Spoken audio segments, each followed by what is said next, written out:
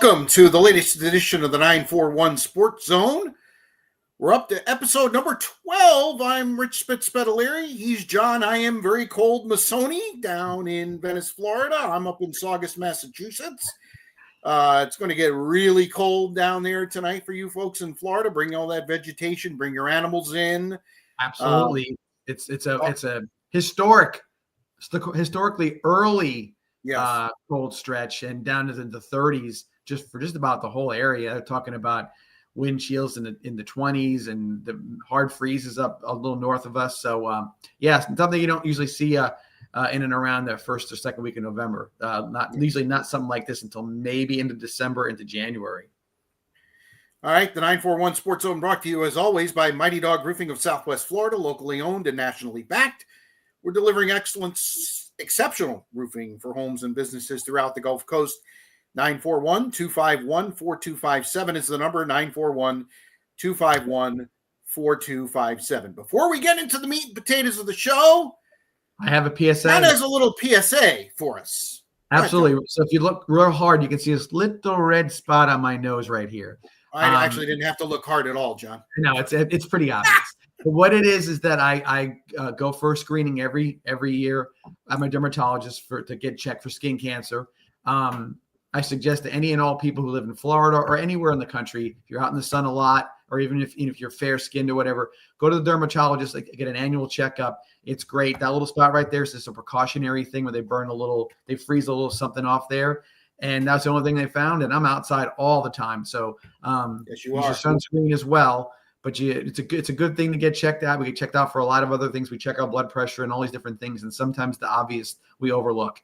And so if you can do that and go make an annual appointment to go check with your dermatologist, it'll be a really good thing. And in a lot of cases, it's a lifesaver. So be precautious, have precaution, do the right thing. And I think all will be well. All right, there you go. There's your PSA for today's show. So we've covered all the stuff that we actually need to do now with the broadcasting community. Coming up, we'll talk college football. Florida and Florida State going in the wrong direction. We'll talk the NFL, where Raymond James Stadium, or should I say Gillette Stadium South, was in place in Tampa yesterday. Some unbelievable results in the NFL, and we've got a What's Bugging Me, and of course, our locks of the week. My streak ended, yours continues. So we'll talk all about that as we get into the show. But late last week, the high school playoff picture became in full focus as the brackets were released by the FHSAA. That's the Florida High School Athletic Association, for those of you who don't know. And we're going to go through each bracket from 7A down to 2A because the 941 has representation in every bracket, and in multiple brackets, they have the number one seed, John. And we talked about this at Media Day back in the beginning of August, how there was a lot of feelings and speculation that this could be where we ended up with our playoff representation in the 941 area code. And my goodness, it may have exceeded our expectations in some ways, with Bayshore getting in there. Charlotte is in there as well. So there's a lot of opportunities for some teams to go not only participate in the playoffs, but go deep into the playoffs, especially with their seedings. All right, let's start in 7A. That's the biggest district, and that's where Venice resides. Venice held on by the hair of their chinny chin chin to the number one seed. Close. Real close. Riverview made a strong run last week, beating Manatee. Might have actually been an out-of-town game that got Venice the additional points that they needed when Lakeland got beat by First Academy on the final week of the season. That was a big deal for them, and actually they'll be in the playoffs as well now. So, Coach Peacock does a lot of, other than getting his team ready to win games and do whatever. He's also sets up his schedule to be tough, not so as much as for the kids to get better and play against top-notch competition, but also to have the schedule that will help him get that higher seeding in the playoffs, because that's part of the formula that the FHSA uses to designate where you're ranked and how you get seeded in the playoffs. So Venice is the number one seed in Class 7A Region 2. Riverview is the number 2 seed. Venice will host another district champion, Ridge Community, who ended up being the 8th seed. Interesting set of circumstances there. Normally, if you win your district, you in all likelihood host, but they still do the ranking by points, and where the chips lie is where they go. And apparently, Ridge Community ended up as the last of the seeded teams in the tournament. So Venice gets to host them coming up on Friday night. And it is you as a district champion, you're in the playoffs. Just a matter of where you get ranked after that, or how you get seeded after that. Because so the guarantee is still there to make the playoffs as a district champion. Now it's just a matter of how you get seeded in your region, and then of course moving forward to the teams you play afterwards as well. So yeah, I mean, I've heard a little bit about Ridge Community. They run base offense thing, the I formation. They do some different stuff. Solid team, like any district champion, or in any team in the playoffs for that matter, is going to be a solid football team. Coming to Pal Davis Stadium, where the Indians have been just lights out the last 5 years, where you just see them kind of winning these home games and getting home games in the state semifinals and taking advantage of that opportunity. So Ridge Community is going to have a tough time coming into Pal Davis Stadium. I'm sure they're going to throw everything at us, everything but the kitchen, or maybe the kitchen sink as well. And I wouldn't expect anything less. Putting up a good fight on Friday night. Riverview's the 2 seed, and there are other regions where the 2 seed actually had to go on the road. However, the team that finished 7th was Winter Haven, which was not a district champion. So Riverview gets to host Winter Haven in round 1. Right. And so, and there lies, like I said, the similar situation. Coach Christiani and the Rams had, I would say a more than fair schedule, mostly local. But again, I think that there was a few games that maybe got tossed in there along with the district games as well, that might have brought their schedule down to maybe a little bit lower than they'd hoped for. But again, let's just face it. I think looking at our region, no offense to anybody else, but that seems like Venice and Riverview might be on a collision course again to meet in the regional finals, which would be the day after Thanksgiving. Interesting to note, Riverview had a tie early in the season. They might have been the first game, a weather game that only went to the half, and they were tied with Naples, and they never continued that game. If they finish that game and win that game, they might be the 1 seed. Yeah, I think you're correct. I think that a tie is a funny thing to see on anymore, but no, I think you're right. I think if they would have finished that game, that might have been a difference maker. But once you kind of went down the road enough and didn't have any sort of preset time or whatever, I think there was never going to be a time to go back and redo that game, and it would have to benefit both teams too if that was the case as well. I'm not sure Naples would be like, yeah, come on, let's help Riverview out and let's get this game, let's finish this game for them. But maybe if there would have been some conversation, but you don't know. You don't have a crystal ball. You don't know how things are going to work out. In this case, it probably wasn't the best thing for them in their for their schedule and for their ranking. But nonetheless, they are where they are, and it's gonna go through Venice for the most part. So and again, familiarity sometimes leads to a lot of funky things, and that's always concerning if you are on the Venice side of things or the Riverview side of things, that they know you, and you know them, and where's it going to change? Does it come down to referee calls? Does it come down to turnovers, which of course we know turnovers are always a huge part of that as well. So weather. So you just got to be careful like that. And so Riverview's got to feel good about their position right now, and I think that they will be formidable if that is where they end up in that regional final. Clearwater's on the other side of them, by the way, and that would be a very interesting 2-3 matchup week after next if Riverview gets by Winter Haven. All right, let's move to 6A, where Palmetto was the clear 1 seed in their region. 3 teams from their district are in the regional playoffs. Parish Community is the 3 seed, and Leonard is the 4 seed. Palmetto will host 8 seed Wiregrass Ranch in round 1, while Leonard, even though being the 4 seed, goes on the road to play district champion Mitchell out of Newport Richey, so they'll have to travel. Parish Community also has to travel as the 3 seed, as they will take on number 6 Tarpon Springs Eastlake, and that game will be played in Tarpon Springs. Again, Tarpon Springs winning the district. So even though you have 3 of the top 4 seeds, 2 of them are going to have to travel. Right. And if you look at this their region, you see a lot of familiar names and faces with teams that have been around the playoffs quite a bit. Obviously, West Boca had a great year last year. Paris Community, East Lake, always was a tough out.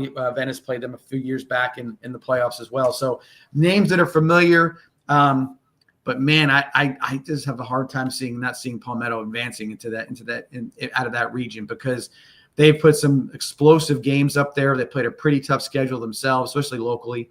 Outside of the Riverview loss, I mean, they're unblemished, and I think that they are a team on the ready. Coach Sanders is a guy that's been around the block a bit. At his time at Braden River as an offensive coordinator under Coach Bradley, I think that they're going to really go out there, and I would be very surprised at the talent level they have on that team that they're not coming out of that region.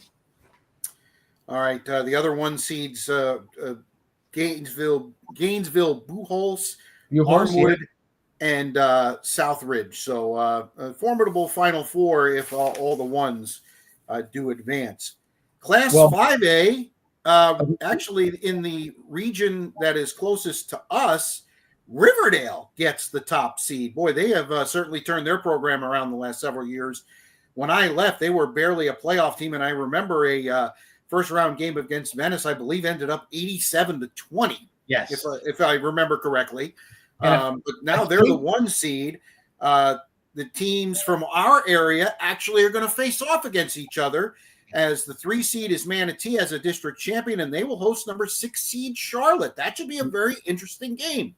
Absolutely right. And I'll tell you this, that region right there, Riverdale, I want to say that their coach is a disciple of the Apopka lineage up there, and they do a lot of that exotic sort of running game attack. And so they're a tough matchup for anybody, because you're not used to seeing that. However, Manatee, talk about a tough schedule. They put it out there, boy. And I'll tell you what, they won the right amount of games, the games they needed to win, and they got in the playoffs. They're dangerous. That's a dangerous team. Charlotte, I would imagine that, again, familiar foe, but Manatee they have the pedigree to be a 1 seed in any region that they would be in for sure. So Manatee, I think, is going to be one to watch, because I think that they really, really, really are battle tested. And I think with a 2-week layoff to kind of get, or at least a 1-week layoff, I should say, 1 week layoff, they're definitely going to get themselves right and have time to prepare for that first game. All right. So that's 5A. Those are the teams. Quick, Rich, I'll tell you what, real quick on that. Every number 1 seed, the other 3 of them are that's tough. I mean, you've got Ponte Aquinas. You got you got Aquinas, Ponte Vedra, and Orlando Edgewater. There's some football lineage there. Yeah, and Edgewater has been always a top-notch program. It's good. That's a tough one. That is really going to be tough, but we'll see what happens. Just going to keep my eye on Manatee.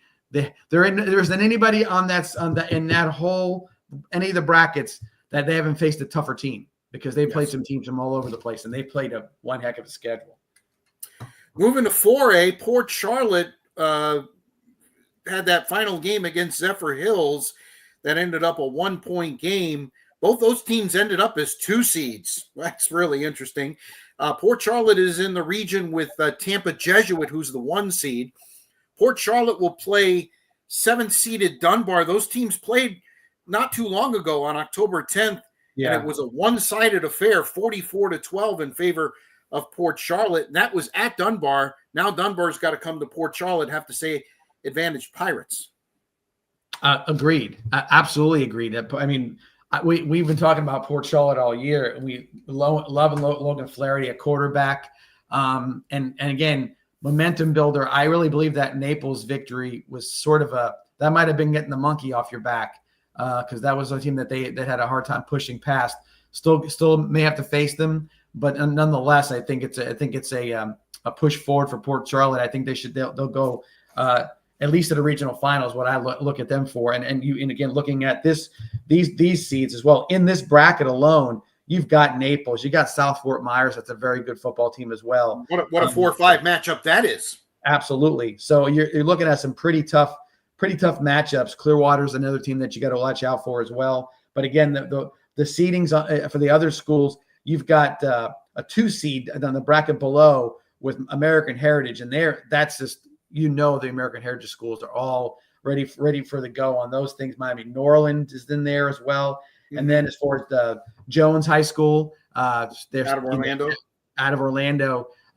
Coach Williams up there does a great job with his team, and he's been building his perennial power over the last few years, and they're getting to be regulars in that 1 seed whatever region they're at. So look out for them down the road as well. And then St. Augustine again. It's funny about St. Augustine, and that you look at a teams that are in the playoffs all the time. St. Augustine is one of those ones that you kind of overlook, but man, they put out some good football teams. And following the brackets as I have over the last number of years, you see St. Augustine in there all the time, and it always seems like, it must be an upset. They beat so and so. No, it's no upset. They are a really, really good football program in St. Augustine. That part of Florida, they may be the most consistent winner from in the whole Jacksonville, St. Augustine, probably Daytona area. Florida area. Yeah, they're very consistent winners, and they do a great job. They get moved around too. They're 4A, they're 3A. They pop up and down a lot as well. So, but they're successful no matter where they go. Back in 2005, they played Booker in the championship game and beat the Tornadoes soundly. I covered that game down at I guess it was Joe Robbie Stadium back then. I don't know what it was, but down in Miami. So they've got definitely a history, and they've got state championships in the holster. So that's going to be quite a region there in 4A. Go to 3A. Booker is the 1 seed. They were number 11 overall in the state, so it's very likely that they're going to be home all the way till the finals. So Booker is the 1 seed, and as you mentioned, which I missed on the first time around, Bayshore is the 5 seed. Yes. And plays in the 4-5 game against Tampa Chamberlain at Tampa Chamberlain, and the winner of that game will very likely play Booker. Booker is got a date with a 4-6 Mulberry team, should win that game, so could have a local matchup there. And those 2 teams did play earlier in the regular season. Booker won easily. I think it was something to the effect of 40-0. Chamberlain is always well represented in Tampa, and again, very familiar schools. Miami Northwestern's the 1 seed. Right below them, Orlando Bishop Moore is the 1 seed, and this team called the Rain School in the Jacksonville area is the 1 seed. That is a region right there. If all 4 get through, boy, you're gonna earn your stripes to win the championship. There's no doubt about it. Just going back to Bayshore real quick. Second year head coach, you make the step to get in the playoffs. That's again, you want to win every game you play, right? If they get a win and they get to the next round, just the experience, the confidence building, it's not in building a program. I tell everybody this all the time. You have to convince the kids on campus that football is cool, or football is what you want to do. Yes, and absolutely. It's cool when you're in the playoffs. It's cool when the TV's come and interview, if Xavier's going down there, whoever's going to go down there to interview them and talk about how well they're doing, and you're getting accolades, you're getting players recognized for individual achievements and whatnot. This is the build. This is how it works, and you got to be looking at it and saying, man, we took the right steps to get where we're going to get to, and now it's going to come down to, okay, when we start knocking on everybody else's door around town and saying, we want to play you guys and we want to get these rivalries built again and everything else. So big ups to Bayshore. But that, you're talking about that whole classification. Northwestern, they are, I mean, and with all the stuff that they had to go through with the loss of their coach, the loss of their quarterback in game 3, he decides to transfer them to American Heritage, wouldn't you know, right? And that situation happens. So it's coming to the point where I will tell you this. I know the FHSA would love to hear me say this, but televised high school playoff games, like not just on live streams, but actually on TV in the state of Florida, I can see this happening with when you start to see the matchups and you start to see the teams that are out there, because it's worth watching. People will want to watch it. I know you can find it on the internet, and you can find most of these games you want to find through the NFHS. But I think some point in time that this might end up being a game of the week in the playoffs, or 2 games of the week, whatever you want to call it. Something's going to come of it, I think, because these are they're marquee matchups that you don't want to miss. Speaking of marquee, let's go to 2A, where our final representation is the number 1 seed in their region and the number 1 seed in 2A, and the number 2 team in the entire state of Florida resides in Sarasota. That's Cardinal Mooney High School. And because they moved up to 2A, John, they're getting a full playoffs. They were in single A, and they had 1 less round. Well, not this year. They got to do the quarterfinal, semifinal, regional final, state semifinal. They got to win 5 games to win it all. It starts out with North Broward Prep. I don't think they'll have much trouble with that. They play the winner of Calvary Christian of Fort Lauderdale against Bishop Verot. They're obviously familiar with Verot, having beaten them in the regular season. Right. Lakewood, St. Pete team, not too far below them in the rankings. That's probably going to be one heck of a 1-2 matchup in the regional Lakewood final. has been a state champion. Lakewood has been a power in that area. And then I'll skip ahead to anytime you see Glade Central or any team from down there, Pahokee, whatever they come from, boy, you better expect to strap it on and go, because these are. I mean, that I'll never forget the Sports Illustrated article about the guys playing in the mud, that black mud. That they've been, and so many great athletes have come out of there. So that little bit of that region right there is definitely formidable. But Cardinal Mooney, I mean, if you're talking about them right now, they're way up there. They're the class of this whole classification, and so they got to be the favorite no matter whoever's in their bracket. But look at the other teams. LaSalle is a 1 seed. Bradford, who's a state champion, they were in the small school, state champion. They're a 1 seed, and the Bowl School, another team that's there all the time. Those guys who have the most state championships in football, and absolutely. And I even look below there. You've got Cardinal Gibbons, a state champion. Yep, you guys played them a couple of years ago. You got a little team called Cocoa, the 3 seed in Bradford, where they're just. I mean, they've just been dominant. Just think about this: if their quarterback had not deferred and graduated early, how good would Cocoa be this year? They might be going for a 3-peat. Right. Yeah. And so but they still got the players around them. So there's a lot to look at right there. And I can tell you that it's going to be one heck of a matchup in the semifinals. Whoever does get there, like I said, all these classifications, man, these regional final games and these state semifinal games are just going to be classic football games. That 2A, that's nothing to mess with. We talk about it all the time. Don't look at the size of the school and think that 7A in Venice, but they would wipe the floor. No. It's a different story. It's different now. Kids are seeking out to go to these programs, such as Cardinal Mooney now, such as the Bowles Academy, such as at Northwestern, or anybody for that matter. They're seeking out these places, Cocoa. So these smaller schools are only small in enrollment. They're not small in stature and or in potential to win state championships. All right, and there's the representation of our local area in the state playoffs, and we will follow it right up through till the end here on the 941 Sports Zone. Got to give a couple of shout outs. And I apologize. This kind of escaped me, but we had 2 teams represented from the 941 in the Final Four in volleyball. Yes. Lemon Bay and Port Charlotte both made the state semifinals. Unfortunately, that's where the runs ended, but they both lost to the eventual state champions. There's certainly no shame in that. But big congratulations to both Lemon Bay and Port Charlotte for winning their regions and getting to the Final Four. That's certainly no small feat. And we talk about all the sports in 941 area code, but this just seems to be a little bit of a special amount of representation when it comes to football, volleyball, and I'll throw baseball and softball in there as well. Absolutely. They do a fantastic job. And again, we talk about playing locally. You play against a lot of good teams.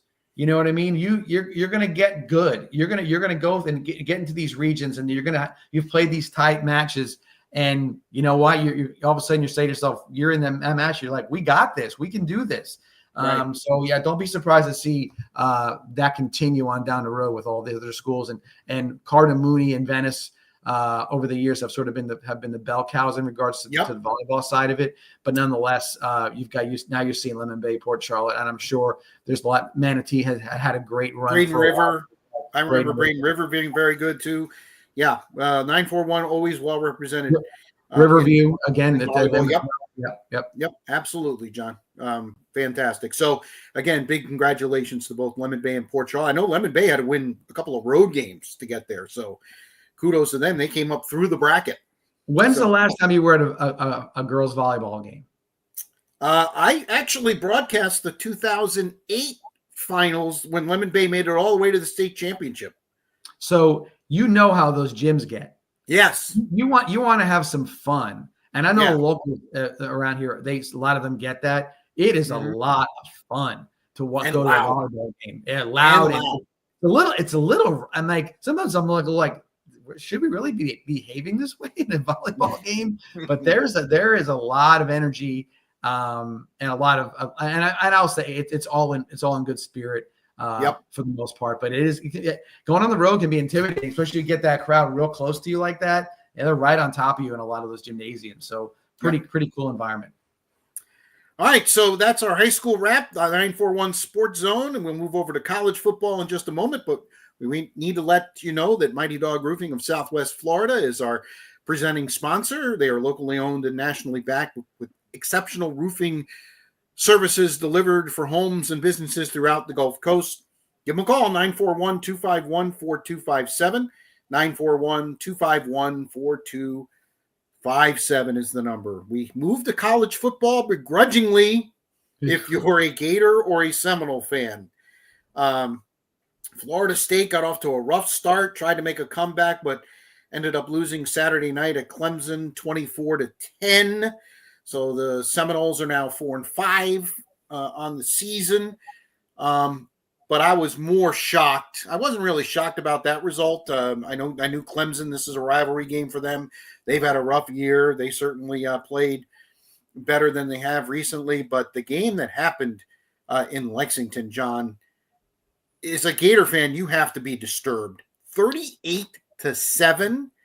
I thought the Gators would win that game, and I heard a lot of pundits during the week, and I kind of shut them out, saying, Florida might have left it all on the field in Jacksonville against Georgia.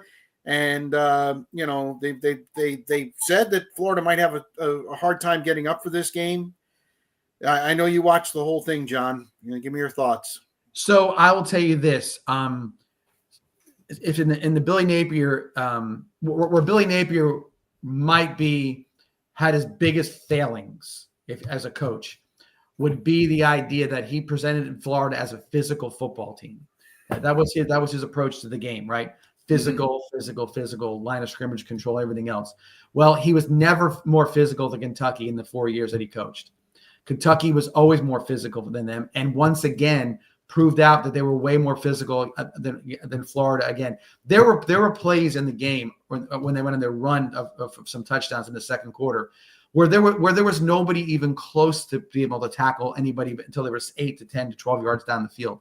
Absolutely getting blown off the ball. Absolutely just had no chance to stop the running game.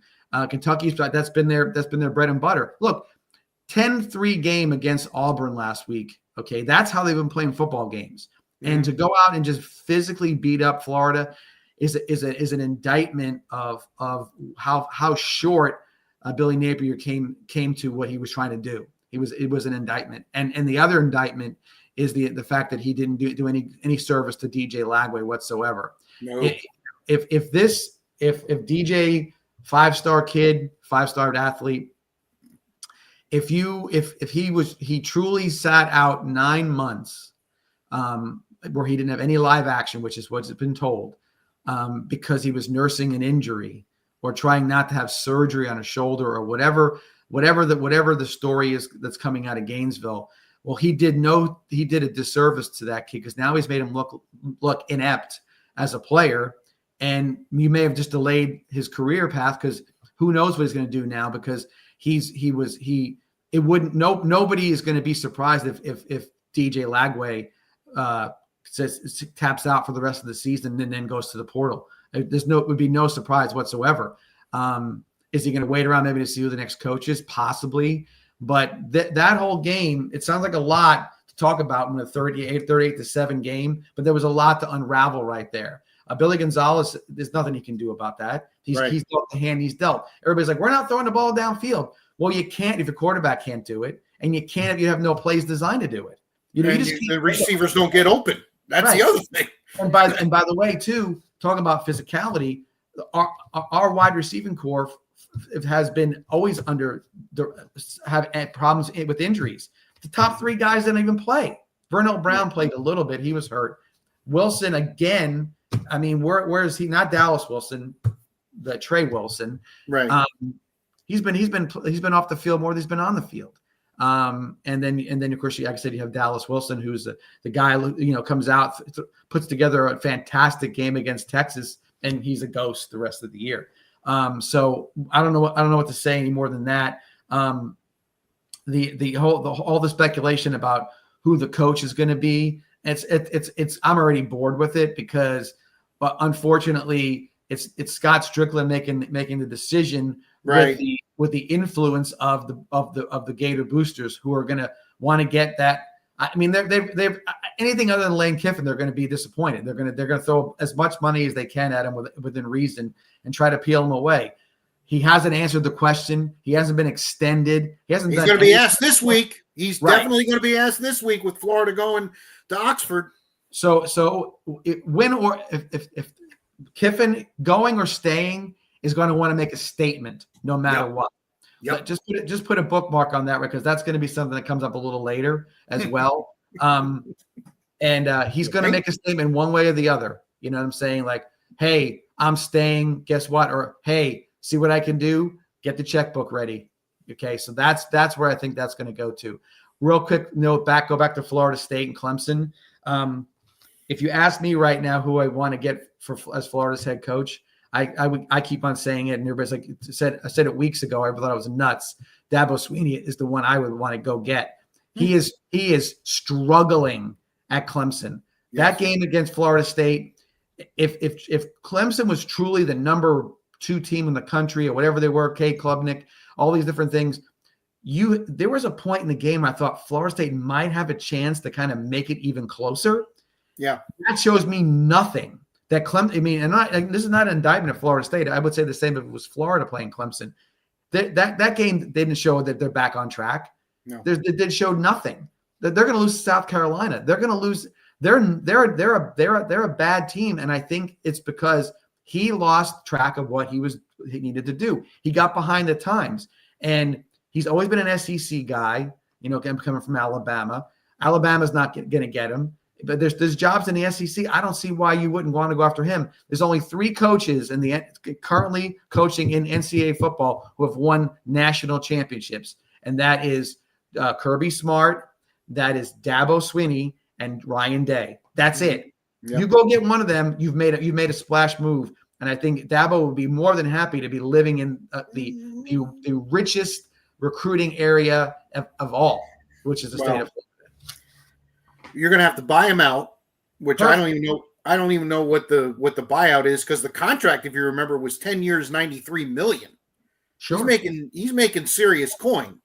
So you're going to have to go above that plus buy him out. I'm not sure. As much money as there is in the SEC, I'm not sure anybody has that kind of money. What would you think about? I mean, if they had with Lane Kiffin.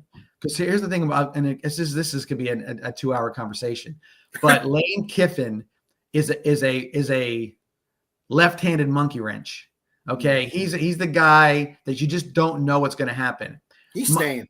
What solidified it for me as him not being the candidate I want to put front and foremost is how he behaved on TV right after the Oklahoma game. Yeah, I mean, you can't be that guy. You can't be that immature and allow a 19-year-old to get under your skin and then you're you're getting in a jawing match with them. I get it that stuff like that happens here and there, but couldn't even be a good. You're the coach and you're a bad winner. You're a bad winner. Okay, you know what I mean? That's. But John, I'm going to stop you right there. A lot of people said Steve Spurrier was a bad winner. You didn't mind him. Well, here's the difference. Okay, Steve Spurrier was doing it because he had an axe to grind from a long time ago. Okay. He lived it. Okay, he had. I mean, the best story I can tell you is the Bill Curry story that I probably told you before. Bill Curry got hired at Georgia Tech after Pepper Rogers was fired. Steve Spurrier was a coach on Pepper Rogers' staff in 1981. And right. Pepper Rogers and Bill Curry didn't even interview or talk to Steve Spurrier. He just sent him something and said, "Pink slip and off you go." Steve Spurrier beat Bill Curry 65-0 when he was on his way out of Kentucky.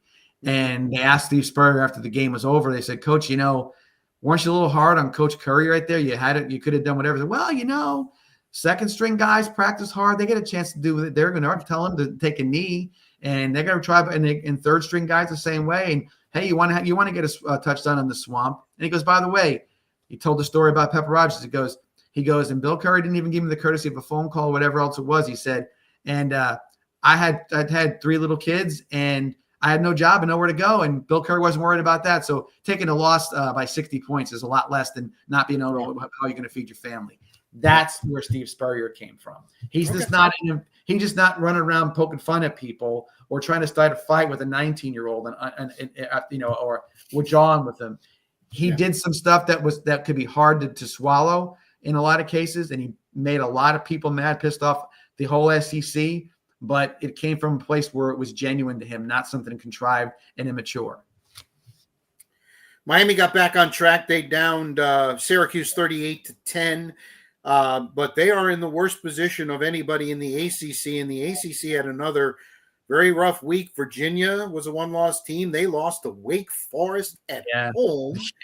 That is a terrible loss. Basically put Georgia Tech back in the driver's seat. It's Georgia Tech, and even though Virginia lost, apparently those are the 2 teams that have the highest percentage to get into the championship game, and it's looking every day more like the ACC is going to be a one-bid league. Best team I see in the ACC all year, bar none, is Georgia Tech. Yeah, they're and everybody was touting Miami. I think I've said it before too with Mario Cristobal. I'm not a fan, not a fan at all. He plays down to his competition. He doesn't seem like he's I don't know. I would think that right now the 3 schools we mentioned earlier, or we talked about Florida State, Florida, Miami. The first one who gets the right guy in here is going to dominate this state for a number of years. And that's why when I said earlier about going out and get a guy, the time is now, because you can waste money on the next guy and the next guy. Look, 3 weeks ago, everybody's like, "Oh, it's Eli Drinkowitz. He's the guy." He's 6-3. Okay, he's not. And I grant you, he has injuries. So does everybody else. At the quarterback, though. I mean, come on now. Again, two injuries. I get that. But I don't know if there would be that much of a difference, honestly, because they only lost their quarterback last week. So I'm not sold that he's the guy with the magic elixir. I'm not. I know I want proof positive that there's winners. Hey, when Urban Meyer came to Florida, everybody knew the expectation was he's going to win. There was no doubt about it. Now, you had to hold your nose a little bit when it was all happening, but nonetheless, you knew he was going to win. You got to think that you got to get that pedigree, and that's what you got to look for. UCF played their Space Coast game on Friday night and lost to Houston 30-27. Valiant effort, but the Knights are sitting at 4-5, and a bowl game is looking further and further away for them. Thursday night, USF kind of made a little bit of a statement, destroying UTSA 55-23. They led 42-10 at the half and just coasted home. While that was going on, Tulane was upsetting Memphis. And don't look now, but the team that has the inside track to the group of 6, if you will, path to the playoff is James Madison. Yeah. Because they only have 1 loss, and they're actually ranked, at least in the AP poll, they're 24. USF is 25. Of course, every Tuesday night we have the TV show with all the rankings that comes out. That'll tell a little bit more of the story.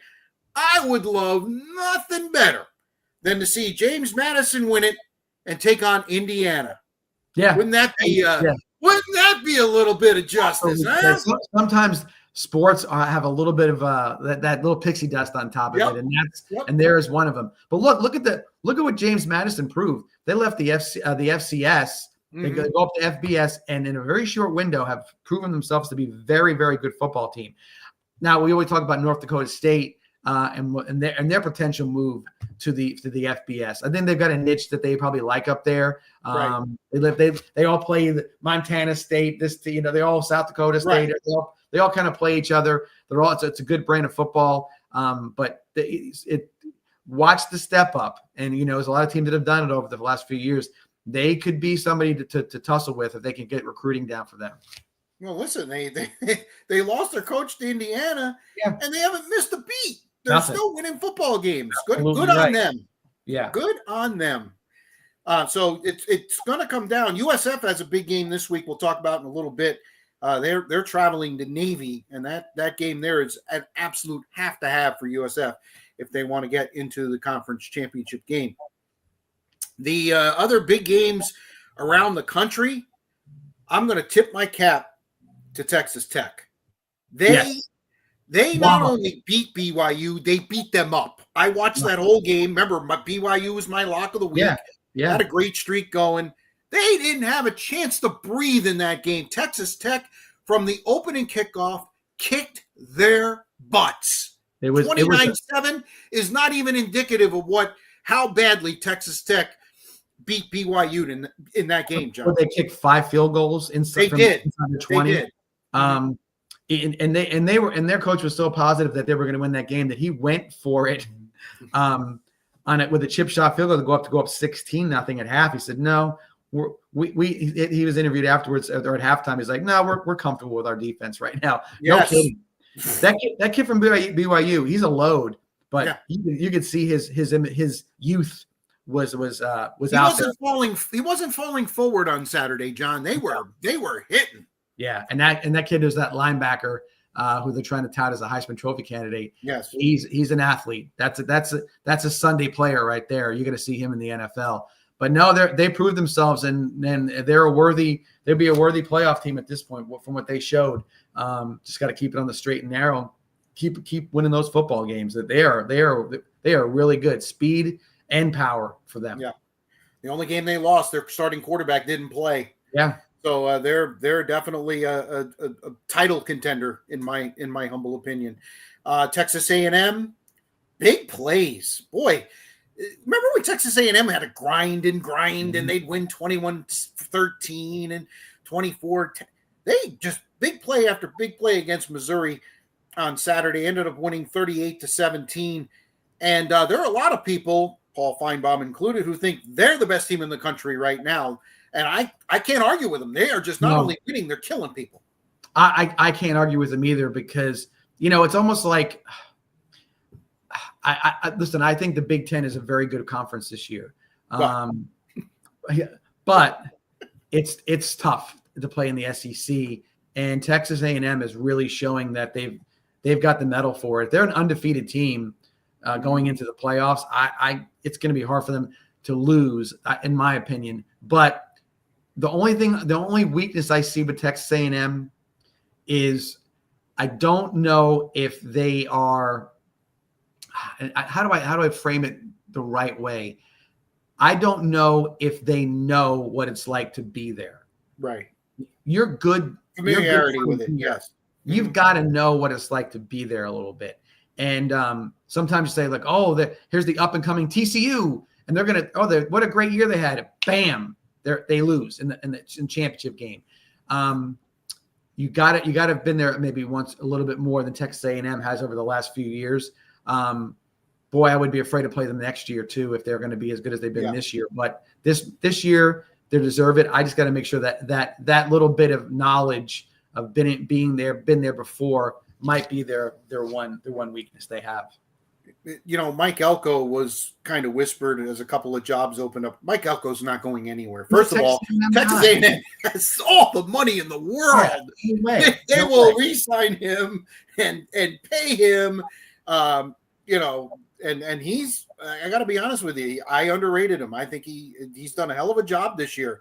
They've had a lot of, road games that could have been very tough, and they've won them easy. LSU, Missouri, I thought what I'm really surprised with him, and maybe because he was at Duke and you didn't see maybe what he could do with it with a certain amount of talent, but he showed a very diverse brand of football. He's cutting edge with everything he's doing defensively and offensively, and I think that's one of the surprises that I thought he was a solid coach. I didn't know he was this dynamic of a coach. I think he really is. And sometimes I hate to say this, it's going to sound but sometimes it's how you look as a person. Right. He's got the hoodie on. Looks like an old line coach. You know what I mean? Like, oh, what he's going to grind it out. No, he's not. He's more than that. He's more than that guy. His press conferences, I've watched 2 of them, the open mic day on SEC, and you get to watch different guys speak. He is very well spoken. And so he's a bright guy. So I think they got their guy. Let's see how it goes for them. The game of the weekend was Oregon at Iowa, and that was a typical Big Ten game. In the rain, slogging it out. When did Oregon become an actual Big Ten team? You know what I mean? What happened? I think they've adjusted a little bit because they know they have to, and that was the kind of game that they would have lost in the past. But they end up getting a field goal at the gun to win 18-16. I watched most of the fourth quarter of that game.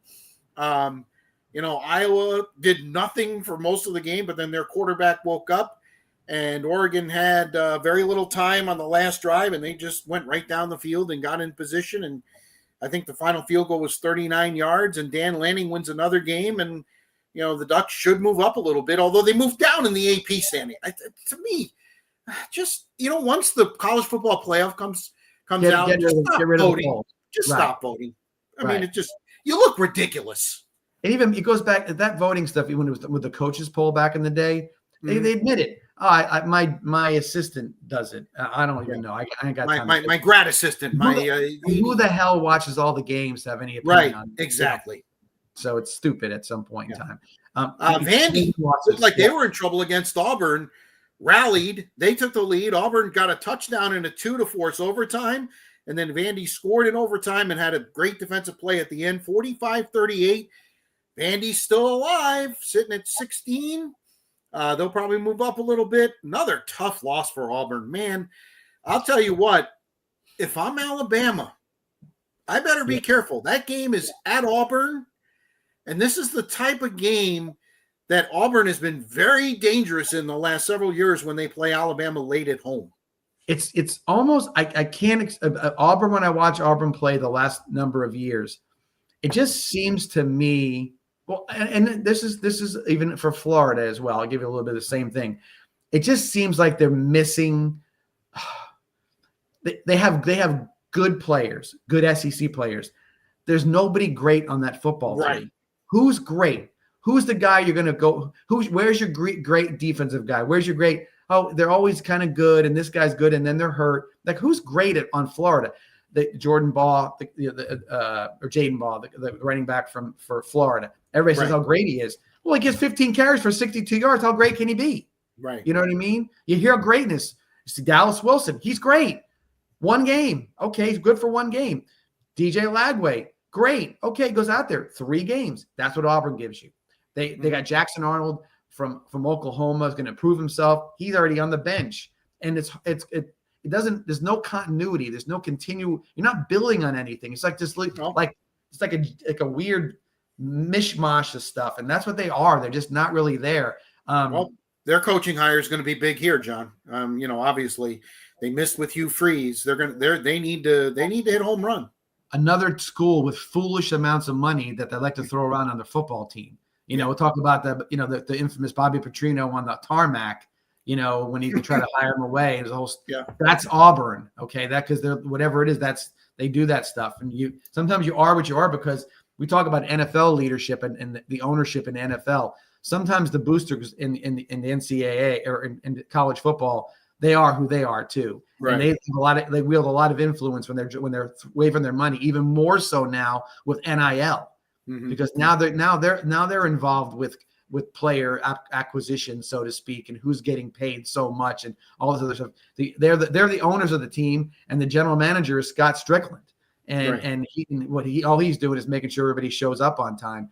But they just it's going to be interesting to see how it works out. That's why, like I said, the hire coming up this in this cycle, because there's going to be a lot of coaches moving around. Way more are going to move in the very quick future. There's going to be more movement both in the SEC and all the other conferences as well.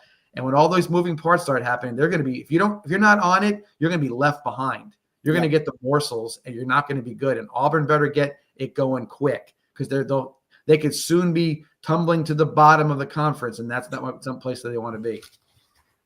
Remember when Alabama wanted all their fans wanted to get rid of their coach? Remember? Yeah. That wasn't too long ago. After the Florida State game, they couldn't get him out of there fast enough. Well, Alabama continues to do well. Didn't play well offensively, but man, their defense came to play. LSU, I give them full credit. They played really hard, but that's the best they can do. 20-9. By the way, nice pick by you. Won by half a point for the second straight week. But in all seriousness, Alabama continues to roll. They're top 4. They're, if they can win, okay. So I wanted to see, and it almost got torpedoed. I wanted to see the Ohio State Indiana game with a couple of undefeateds. Indiana had to have a miracle at the end of the game, and there were 2 catches on that last drive. Holy cow. Insane. That were unbelievable, including the touchdown catch to get the proper foot down first. It's I'm unreal. going to say this. This was in discussion yesterday on the golf course. How about the official who was right there on the spot and made the ball? If you wanted to see a textbook way he looked at the ball first. It was going to saw the ball was secured, went right to his feet, moved his body to get a better view of it, to see the line, got it, and nailed it. That was a hell of a call by that referee. I thought for sure. In fast motion, the way it was, he was out of bounds. I thought both his feet were out of bounds. There's no way. So did Gus Johnson before he lost his voice. Okay, and let me tell you something. That's also coming up later, because that's. I know you're not a big. You're not a big. You're not on. Excuse me. You're not on any Gus bus. You're not on the Malzahn bus, and you're definitely not on the Johnson bus either. No. Okay. All right. But I want to see that game. And right now, I'm beginning to lather for Texas A&M and Alabama. I think that would be a hell of a game in the SEC championship game. And Alabama, I give them full credit. Listen, DeBoer has done a tremendous job. And what he's done a tremendous job of is saving his quarterback, and he's improving every week. He's making the throws. He's making proper decisions. And I think that's as big as anything else. And he doesn't have rabbit ears, because there's a lot of noise in the building. Are you kidding me? And he paid no attention to it. What I will say that he does have it, he's still got Nick Saban's players. I got to say that for him. Yep. For if I'm going to be critical, sure, he's still riding that Saban train, and I'm sure he's going to still recruit well. But it's what Saban was. Alabama is a national brand, obviously, but they were going to play for Nick Saban. So now you got to convince them to come play for you, or is it you're going to come play for Alabama? At this point, you have to convince them that it's for Alabama, and this is all the success is happening. Because I'm not quite sure his name recognition goes as far and as deep as Nick Saban's did. Right. And I will say this too.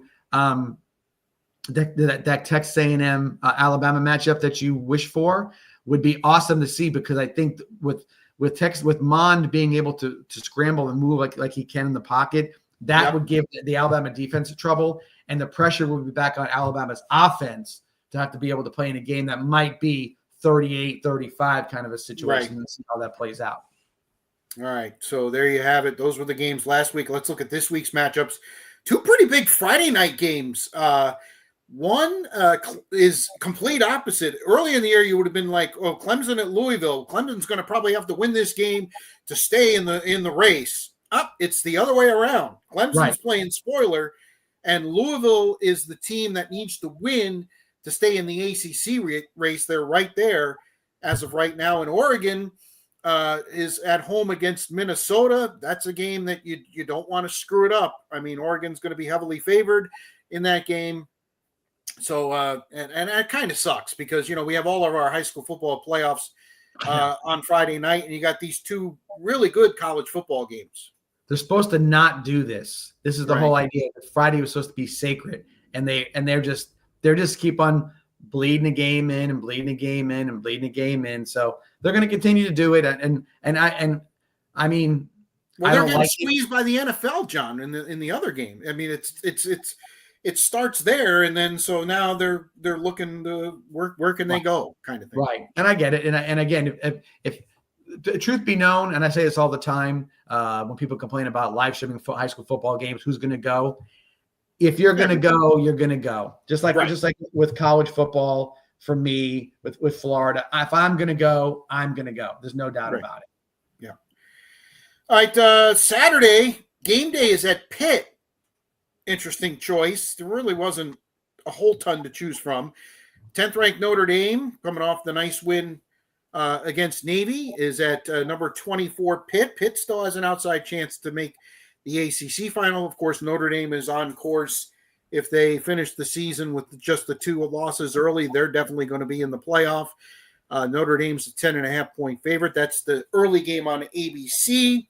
USF plays Navy at noon. I told you that game was coming up. USF is nearly a 10-point favorite in that game. You don't see that Navy offense very much. I think it's going to be a lot closer game than that. I know Navy's licking their wounds after the Notre Dame game. Go ahead, John. Sorry. But I think that USF game, I think USF is people look at them and say, man, they're going to throw 40 points on Navy. And can Navy keep up with USF's offense? So I think it's where that big number comes from, because USF has shown that they can move the football. They really can move the football. That game's on ESPN2. UCF has the unbelievably tough task of heading to Lubbock to take on Texas Tech. You'd have to think Texas Tech is going to have a little bit of a letdown, but they're still a 23.5-point favorite, and I think they'll still cover that number. I agree. UCF is terrible on the road, and Texas Tech now has their sights set on the Big 12 championship game. I think you can see the finish line now. We're in November, so I think that's that. I think Texas Tech will continue to roll. The middle game on ABC, 12th ranked Oklahoma, still with an outside shot to get into the playoff. They would certainly enhance their chances if they can knock off Alabama. I thought this line was a little small. I thought Alabama would be more of a favorite. They're only a 6.5-point favorite at home. I thought it would have been around 10. Again, that's the said about with Alabama with Texas A&M. Alabama still to show to me that they can go out there and win a game with their offense. And Oklahoma's going to move the ball around a little bit on them. But they don't. Alabama, when Nick Saban was a coach, running quarterbacks drove them nuts.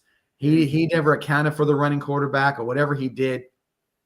So these guys that are mobile and they can move around, they do make Alabama a little nutso. So we'll see if that's what they're thinking about. But Oklahoma, think about this matchup, Oklahoma-Alabama. I mean, that's something you saw once, in a bowl game, even if you had the opportunity to see these are like even more so than like Oklahoma to me always had a little bit of that mystique to them. Right. And this is a pretty cool matchup. Just the fact that those two teams are playing each other is a cool deal. Iowa gets to go on the road to USC, probably a Big Ten elimination game. USC is a 6.5-point favorite. That's a 3:30 start. We talked about Florida. They're traveling to Oxford to take on Ole Miss. Ole Miss is a 15.5-point favorite. And if Florida puts up the effort that they did against Kentucky, that they'll cover that spread in the first quarter. I expect a better performance out of Florida, but I also suspect you're going to have some changes at Florida as well. The 30-day window's closing. Some kids might look at this and say, you know what, I'm going to preserve myself for next year. I'm going to go into the portal. It should be very interesting. And, of course, like you said, Lane Kiffin's going to have a chance to show off against one of his suitors. Can I say one thing real quick, too, about Brent mentioned about the portal? It's a little some things. This is why I say, with Florida getting the government. The one thing that I could say that's been a little encouraging since the firing of Billy Napier, they have not lost any recruits as far as the decommitment of any recruits, and no one's left the team except for Tank Hawkins, the backup to the backup wide receiver. I'm wondering if they're being told there's a name. I'm wondering if they're being told something that's keeping them around. You'll know after this game. Yes, you will. You'll know. I agree. And so this has been the one thing it's been interesting to say. By the way, everybody, I am making the trek to Oxford because. Are you really? Oh yes, I'm going to Oxford this week. Trying to before I can't do it, go around and hit the SEC quote unquote the places to go see. I've been to a lot of them already, but never been to the Grove at Ole Miss. And so we're gonna get to see that game. And of course, I'll get the opportunity to see how welcoming the Ole Miss fans are when I'm wearing my Gator gear, if they're not going to throw something in my face or whatever that may be. But I don't think that's the case. I think we'll probably get a lot of questions about why do you want to steal our coach or who knows. I'm sure. But heading to Oxford for the game, I think it's going to be a lot like last year's game that I went to, which was in Austin. We were totally outclassed. We were not prepared for that game whatsoever. It may turn into the same type of game where it's just it's a 28-7 game at halftime, and DJ Lagway is on the bench, and you're just trying to grind clock to get the heck out of there and not get humiliated. Then there's this rematch from last year. Georgia went into Austin and beat Texas. Texas is going to try to return the favor. Georgia's a 6.5-point favorite. That's the night game on ABC, opposite the Florida game, which is 7 o'clock on ESPN. This is a very interesting game to me. You better believe it. Yeah, Texas. This could be the signature win they've been looking for. They've been muddling and just meandering and surviving. The last 3 games they've won by 1 score. They need a signature win like this. And for Georgia, they're another team. Now, they were very impressive against Mississippi State. They took care of their business. They put them away early. I was impressed by that because a lot of people thought that'd be a much closer game. This game here has all kinds of intrigue and will have most of my attention on Saturday night. On paper, Texas is the better team. That's my opinion. Okay. On defense, they have studs all over their defense. Okay, it's best safety in the country, best linebacker in the country, best this in the country. Best team money can buy, $40 million. Arch Manning is the next Manning to be the guy, right? You got everything around them. They got receivers, they got all the different stuff. Georgia, Gunnar Stockton. Now there should be no comparison to those. Can you even name the running back for Georgia? No, probably not. The receiving core, not so much. Defense, good, not great, whatever it may be. You look at this game, you say, if this was game 1 or game 2 in the season, Texas would be a pick'em game, maybe 2.5 to Georgia because it's a home game, and you'd say Texas is going to win. So I'm going to tell you, I wish I could. I can't get a read on either team. I can't get a read that who's going to show up. Georgia could come out and beat them by 40, and Texas could fold and be done with it. Or the exact opposite could happen. I can't even get any read on either one of these 2 teams if they're any good. So I'd love to pick the upset. But I don't know. But I will be watching it if I'm not, if I'm able to be in front of a TV set on Saturday. So I will be watching it. Okay. All right. So there you have it. There's your college football weekend coming up. We'll hit the NFL in just a second, and we got some news from earlier on Monday. But the 941 Sports Zone is brought to you, as always, by Mighty Dog Roofing of Southwest Florida, 941-251-4257. Now the hurricane season is official. It's not officially over till November 30th, but it's over. Let's face it, the water temperatures are going to cool off. Right. It's done. They were 70 degrees last week. They're going to be 60 something degrees. If a hurricane can be made in that kind of water, we're in a lot of trouble. Yeah, no, it can't. So certainly, so now's the time to get that roof. If you did have a little bit of damage from last year, now's the time. I know they've been very busy, but now's the time to hit them up. 941-251-4257. Mighty Dog Roofing of Southwest Florida. All right.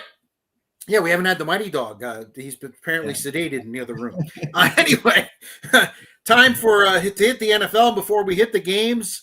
Right around lunchtime on Monday, Brian Dable got third prize in the Meadowlands. That's the second straight year that an occupant there in New Jersey has fired their coach mid-season. For the third straight year, the Giants started 2-8 after blowing a 10-point lead in the final 4 minutes in Chicago yesterday in the flurries. He looked like dead man walking in the press conference. He didn't look good at all. It's almost like he knew what was coming. Jackson Dart again in concussion protocol. Four That's times. Ridiculous. Somebody's got to get into that kid's ear, and maybe it's the coach. That's the interim coach, the offensive coordinator. Maybe he's the guy that gets in his ear, or maybe this concussion is so bad that they decide to just shut him down. Why wouldn't you? I would shut him down. But you got Russell Wilson. I mean, you're not going to your season is pretty much written for you. You're not going to make the playoffs. So you've seen what Jackson Dart can do. I would put him on the shelf for the rest of the season. Let Russell Wilson have his last hurrah these next 7 games or whatever it's going to be for him. So let him go out there and play it and let them run the string. You got who's he throwing to anyway? They got the receiving core is beat up. You lost Scattaboo. They have a great defense. So go out there and win some games and lost Malik Neighbors. Yeah, I mean, it's unbelievable. Mike Kafka, by the way, who has some local ties in the Florida area. Okay. He'll be the interim coach, if you will, as the Giants try to find somebody else and also try to. Interesting, the meek inherited the earth this weekend. New Orleans won at Carolina. The Jets won at home against Cleveland, doing something that hadn't been done in 355 games. And that's have less than 175 yards of total offense and win. Unbelievable. Many happy returns. You're a Jets fan. Many happy returns in that game, literally. Kickoff return for a touchdown, punt return for a touchdown. And I will say this though, for having so few yards, there were some splash plays. Real quick with the Jets, I was happy to see what they got for the trades. Getting all those draft picks. They got a receiver along with that from the Colts, and they got a defensive tackle from the Cowboys and that side of the trade. And what do you know? They win a game because that's how they're going to win games right now. They're not dominant. Yep. Right. And I think that when a head coach who's a defensive coordinator signs off on letting go of players that on the side of the ball that he knows the most, maybe he knows something we don't know. And Quinnen Williams is a good player. I don't think he's on the best side of his career right now. And Sauce has done nothing after the first year and a half he's played. He's made some nice plays. He doesn't intercept the ball. He seems to be trailing everybody when he's not physical off the line of scrimmage. He gets beat on the inside a lot. He can cover a guy one-on-one. I'm not saying he's a bad cover corner, but the physicality is just not there for him. He's got a long way to go.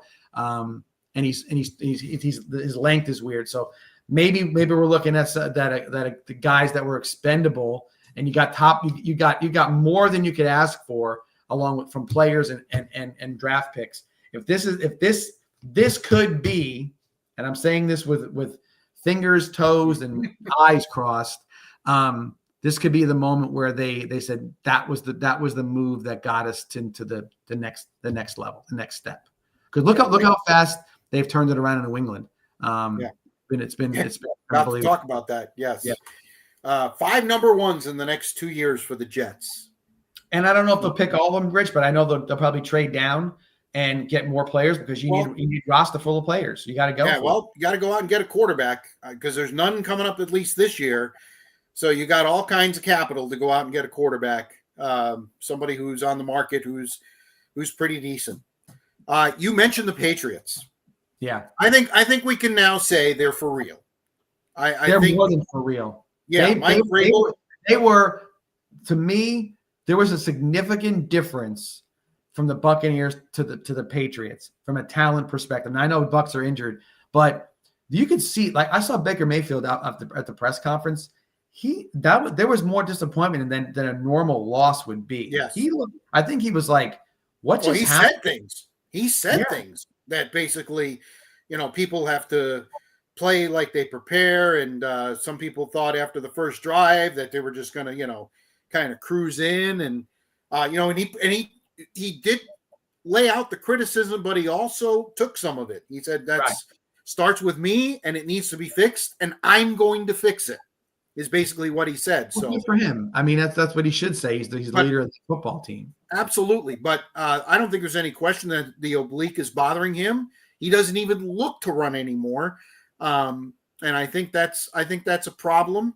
And the defense, listen, they gave up 4 gigantic plays that total over 200 yards. And I've been saying this since the beginning of the year up here. Nobody listens to me because they've been Ramondre Stevenson this and Ramondre Stevenson that. TreVeyon Henderson, if this team is going to do anything, he needs to be the feature back. And listen, he had a whole bunch of 0s and 1s and 2s yesterday, but he had 2 gigantic runs, long runs, 55 and 69 yards. And as soon as he gets into the secondary, he's gone. He is gone. I looked up on the 180-yard or the longest run, and I looked up and I saw it because I was in the kitchen, looked up, and I'm like, wow. And then I looked up, looked down, and looked back in, and he was 20 yards ahead of everybody. Yeah. He's the fastest guy in the NFL right now. He is top-end speed. He was so fast that he was looking for coaching going into the end zone. Do I go down or yeah, exactly. Do I go down? Nobody was catching him. Yeah. So the Patriots have put together a nice blend of players, and look what a coach can do just that fast. The Titans were just that was idiotic. That was a power struggle, whatever it was. Yep. Idiotic to get rid of that guy. It just made no sense whatsoever. It's a tough thing to think about, but Patriots, my God, they and look at Buffalo yesterday. I'm going to be on my Josh Allen. I don't think Josh Allen is the guy. Listen, I don't think he has weapons on the outside. Well, that's true. I totally agree with that. But it wouldn't matter if he had 20 weapons. He's still going to try to run the football. He ran. He gets the first down, and what is he going to do? He's trying to barrel downfield for 10 more yards so he can get up and point at him, name it, or whatever he's going to do. You're all playing for himself, and the ball pops out. And then he's on the sidelines like he's distraught. He's like overwhelmed with distraught. You're the quarterback. You're the leader. Get your ass up and be the leader. Don't sit there and be like brooding in your own, oh, I can't believe I did that. Yeah, I can. You do it all the time. Just that's the part of the game. It's not his talent. It's that stuff. What's the difference? They look at him. They look at him and say, like, you're the leader, dude. What happens? We got to pick you up now? Come on, man. Next time, get the 1 yard and let's move on. Let's not play this crap that you're the biggest, toughest guy on the field. It doesn't bode well when you do that. No question about it. Buffalo and the Bucs play next week. 2 pissed off teams in Orchard Park. Going to be a little chilly. Going to be a little chilly. Bills early 5.5-point favorite. One of these teams is going to fall to 6-4. And after this for the Bucs, a trip to LA to take on the Rams. John, the Rams might be the best team in the NFC right now. Matthew Stafford is playing out of his mind. 4 more touchdown passes yesterday. He is leading the NFL. Everything he throws is on target. Rams go to San Francisco, no problem with the 49ers. Take them to the shed, if you will. They played earlier in the year, and the 49ers won that game in overtime. Rams took care of business, and they are a loose thoroughbred. Nice game next week, Rams and Seattle. Yeah, 2 teams that are playing really tremendous football. Seattle had that Arizona game done before the end of the first quarter. They came out and they just smacked them in the mouth and smacked them in the mouth again. A couple of defensive touchdowns by Williams. They're playing really good football right now. That is a tremendous matchup in the late window, and it sucks because it's going to go up against Kansas City and Denver. Right. The Rams, real quick, just think what McVay's done with that roster, how he's turned it over because he has. Devontae Adams looks like Devontae Adams of about 5 years ago. Puka Nacua, no Cooper, no what's his name, Cooper Kupp. He's gone. No Aaron Donald.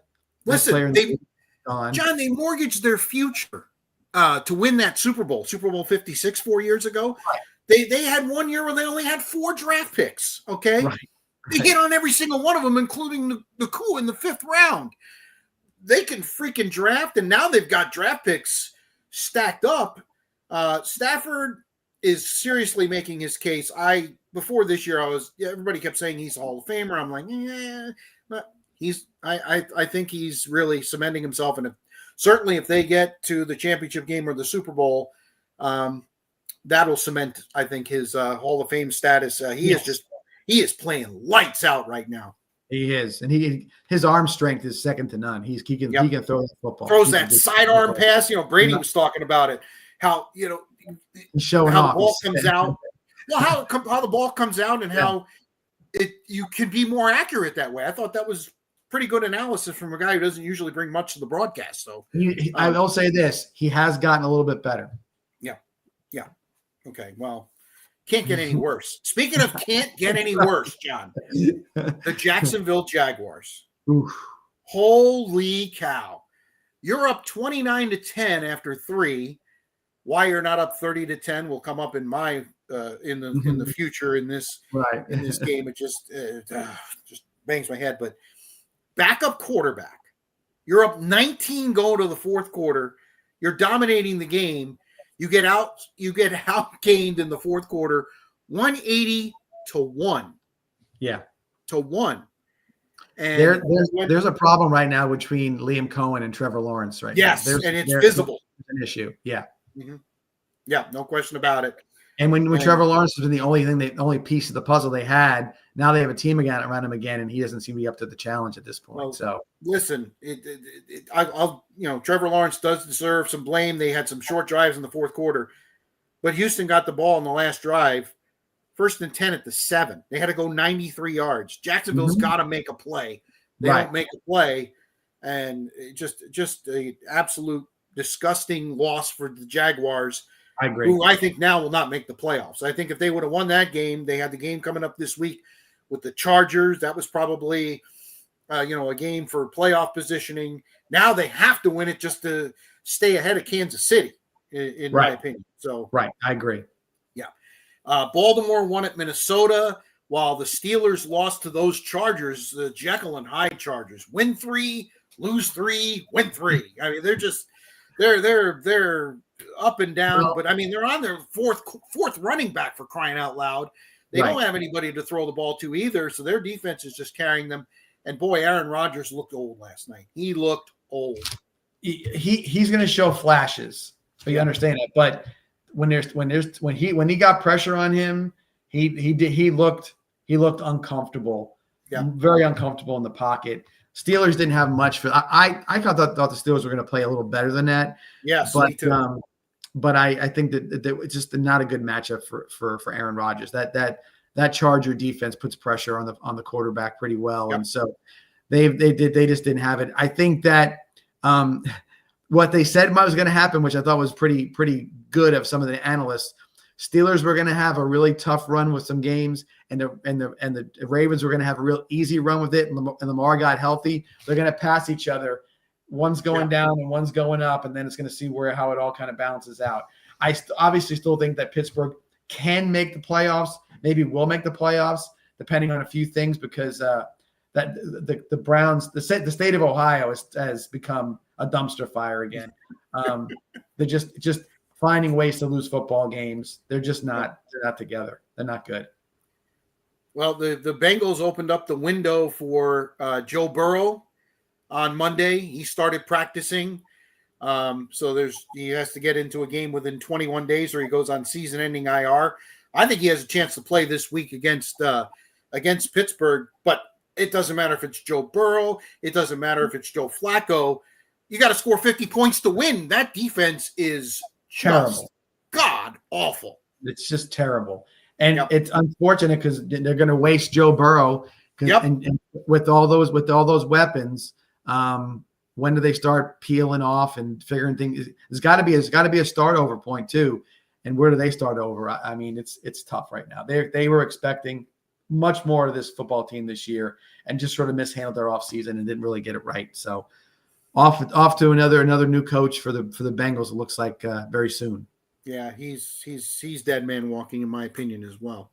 The Monday night game, of course, is coming up later. We're taping this in the, I want to say afternoon, but it's dark out here. You're dark already. It's early evening. But Philadelphia, Green Bay, interesting matchup.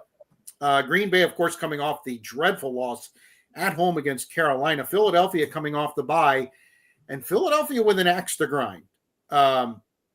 Green Bay was the team that officially petitioned the NFL to get rid of the tush push. Yeah. And Philadelphia ain't happy about it.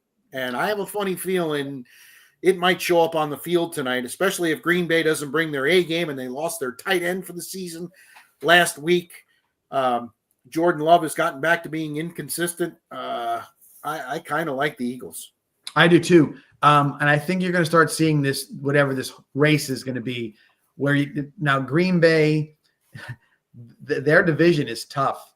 They better get more consistent with their offense and with Jordan Love, because look right now. Chicago is 6-3. Detroit, Minnesota is still they're still dangerous enough, right? That's a tough division right there. There's no doubt about it. On the flip side, Philly's ready to make a push, I think, right now, coming off this bye. Giants are done. They're out. Dallas is not a playoff. They're done. They're out. Commanders, and Washington's way done. They're way done. So this is a chance for them to put into overdrive. They're now looking at home field advantage again. They're looking for those kind of things. The Buccaneers kind of falling down a little bit. Right now, the cream of the crop is Philly and LA and the Rams. Yeah. And those two and Seattle.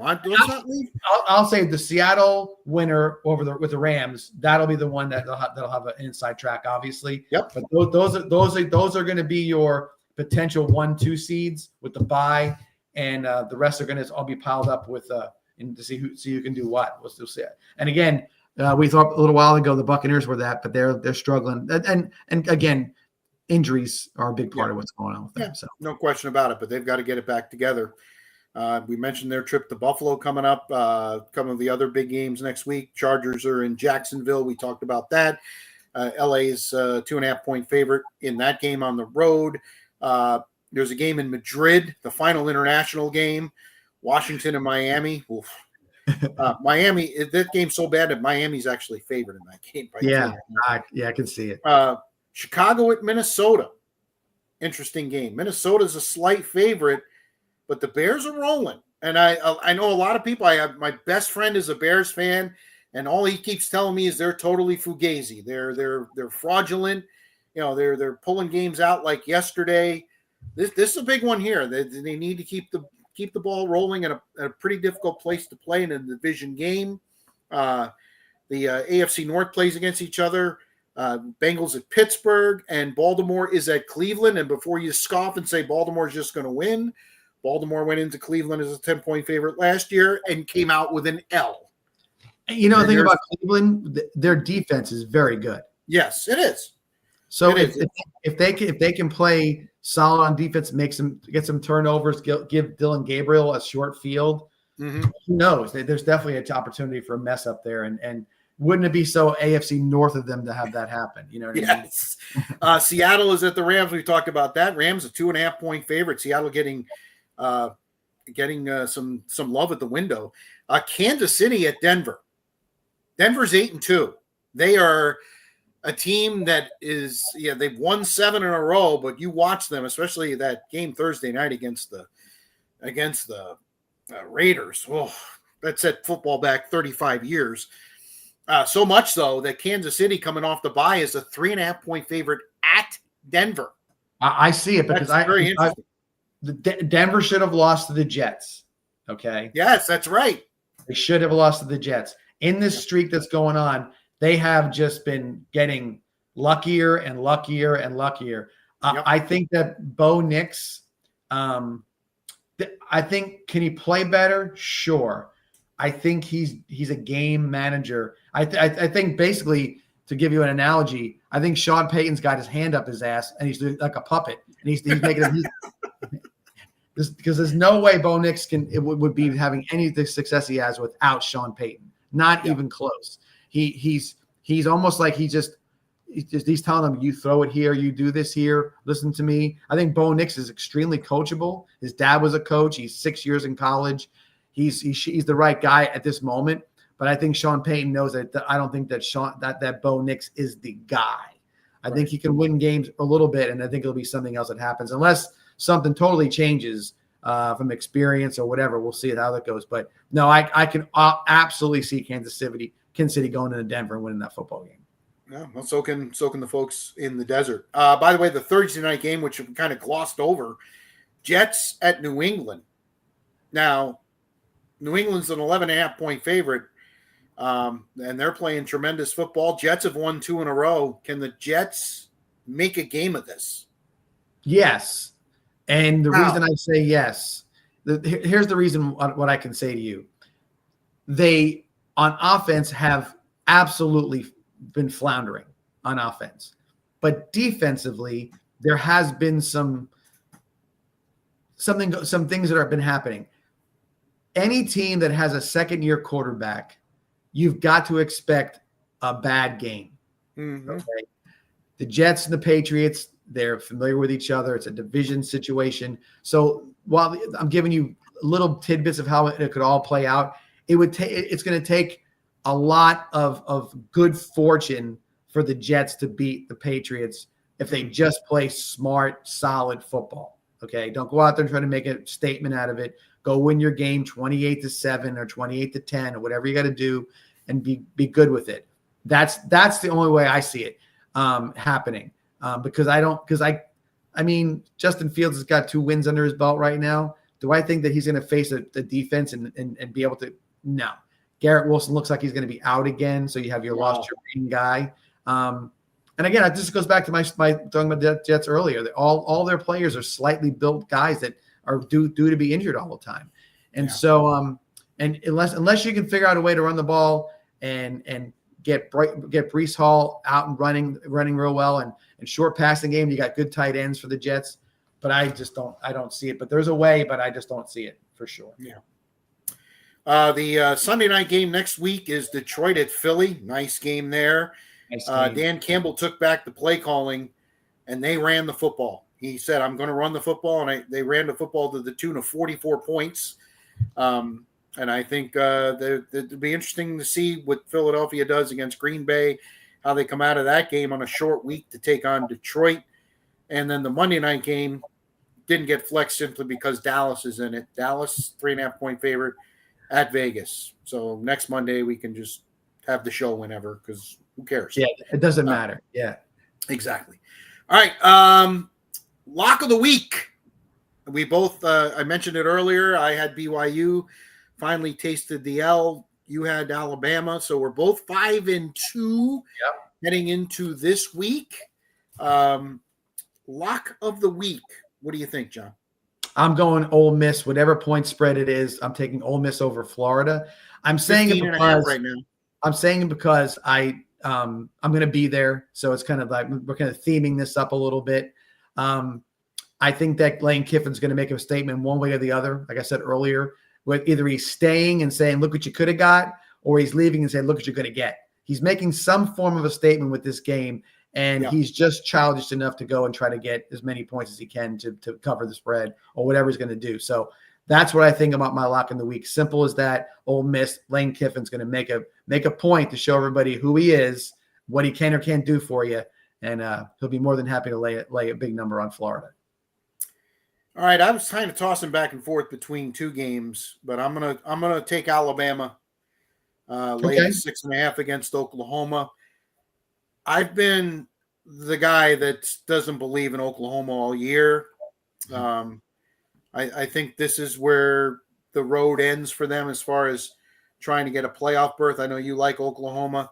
I still don't think their quarterback is 100% healthy, and he needs to be in a game like this against the Tide. So I will take Alabama and lay the 6.5. And again, we're both trying to improve on our 5-2 starts. All right. We're to the point of the show. What's bugging me? would you like to I'll be on go the team first. answer? You'll go first? Okay, go ahead. Yeah. So watching football on Saturday, you always try to find that 12 o'clock game that is the one that there's always a great 12 o'clock game. So what did it become? Indiana and Penn State was the really good game, and a lot of drama in it. I get where Penn State is, they're trying to, get themselves restart after the James Franklin situation. And they made one hell of a game out of it. And from the entirety of the fourth quarter, all I heard was a shrieking little boy who was out there screaming his head off, okay, about every first down, every whatever it may be. It was ridiculous. Gus Johnson, I think it was great when he was in the NCAA, okay, and making those calls on a late buzzer beater, that kind of thing. You can't scream your fool head off about every last thing that happens. It's ridiculous. It's so ridiculous, and it's not. He lost his voice. There was dead air because he couldn't get another scream out. And what would bother me even more than his delivery of the game was that his delivery was so ridiculous. Joel Klatt had to get involved, otherwise he was going to get lost in the shuffle. He had to start acting like a fool and saying foolish shit. Oh, excuse my mind, but foolish stuff. Okay, it was dumb. It was ridiculous. And as Penn State scores, he's going to commercial and he says, "It looks like Penn State is going to pull this one off. This game is over." It wasn't over. Yeah. You foolishly say something definitively like that and go down the field and start screaming, "Give him the Heisman right now." Yeah. Every word out of his mouth was what I would expect from my 16-year-old nephew to say watching his team. It was stupid. It was ridiculous. I don't know how that you can be on network TV and that's what you're doing. I can't imagine that anybody watched it and didn't say how ridiculous it was. I've mentioned it to at least 10 or 15 people. I was at a golf tournament yesterday, maybe more, because we were just chit-chatting. And everybody said the same thing. Foolish, ridiculous. You almost need to, they need to sit him down and say, that's not, if that's who you really are, and you got to this point in your career, great. I guess, I don't know. But you've taken this shtick that was sort of came organically in the NCAA basketball tournament and turned it into a ridiculous shtick, made up stuff for college football. It's bad. It's bad. I think that's for all the people that, things are boring or whatever. I don't want that. That's too much. So Gus Johnson, that's what's bugging you. Yeah. I'll turn the sound off if it's a good game next time. And I don't do that stuff, but I will turn the sound off. Well, he's going to have the call on Michigan, Ohio State, and he's going to have the call on the Big Ten championship game. Those are going to be his final two games. They haven't had too many close games on Fox, to be honest with you. So probably just went overboard there. Yeah, well, it was out of it was it was a good game, but he kind of ruined it because it was like it was about him. That's the other part. It was about him and his call. It wasn't about the game. All right, my what's bugging me might be a semi-repeat. Okay, but I watched games both Saturday and Sunday, and I watched the Bucks in particular, and it's third quarter. It's I think when the Bucks scored, there was under 2 minutes to go in the third quarter to make it 21-16, and they started chasing points. Yeah, that drives me absolutely bat crazy. Yeah, bat crazy. When did Todd Bowles become this riverboat gambler? That was Bruce Arians. He was the conservative guy. He would come here and punt on 4th and 2 with 4 minutes to go in the game and all 3 timeouts left. Now he's going for 2 early in games. This is back-to-back games where he went for 2. The game I went to against San Francisco, second quarter, he's chasing points. And there's far-reaching effects to this. For instance, if the Bucks had scored at the end, they would have had to go for a 2-point conversion just to make it a 3-point game and, make a field goal, not beat them. Right. Okay? You got to think further ahead than the immediate. Okay? And he's not alone. It happens all over the place.